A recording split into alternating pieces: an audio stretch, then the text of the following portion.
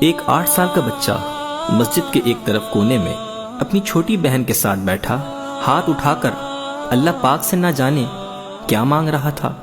کپڑوں میں پیوند لگا تھا مگر نہایت صاف تھے۔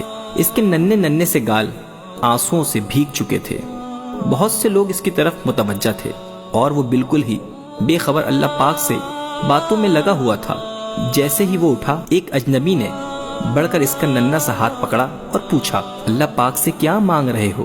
اس نے کہا، میرے ابو مر گئے ہیں، ان کے لیے جنت۔ میری امی ہر وقت روتی رہتی ہیں، اس کے لیے صبر۔ میری بہن ماں سے کپڑے مانگتی ہے، اس کے لیے رقم۔ اجنبی نے سوال کیا، کیا آپ اسکول جاتے ہو؟ بچے نے کہا، ہاں جاتا ہوں۔ اجنبی نے پوچھا، کس کلاس میں پڑھتے ہو؟ نہیں انکل، پڑھنے نہیں جاتا، ماں چنے بنا دیتی ہے، وہ اسکول کے بچوں کو فروخت کرتا ہوں۔ بہت سارے بچے مجھ سے چنے خریدتے ہیں، ہمارا یہی کام دھندا ہے۔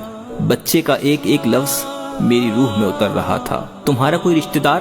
اجنبی نہ چاہتے ہوئے بھی بچے سے پوچھ بیٹھا۔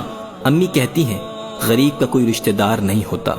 امی کبھی جھوٹ نہیں بولتی، لیکن انکل جب ہم کھانا کھا رہے ہوتے ہیں اور میں کہتا ہوں امی آپ بھی کھانا کھاؤ، تو وہ کہتی ہیں میں نے کھا لیا ہے، اس وقت لگتا ہے وہ جھوٹ بول رہی ہیں۔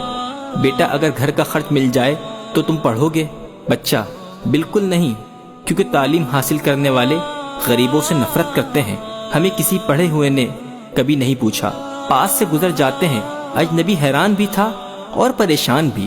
پھر اس نے کہا، ہر روز اس مسجد میں آتا ہوں، کبھی کسی نے نہیں پوچھا۔ یہاں تمام آنے والے میرے والد کو جانتے تھے، مگر ہمیں کوئی نہیں جانتا۔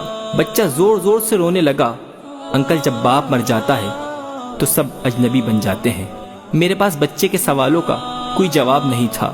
ایسے کتنے جو حسرتوں سے زخمی ہیں۔ بس ایک کوشش کیجئے اور اپنے ارد گرد ایسے ضرورت مند یتیموں اور بے سہارا کو ڈھونڈیے اور ان کی مدد کیجئے۔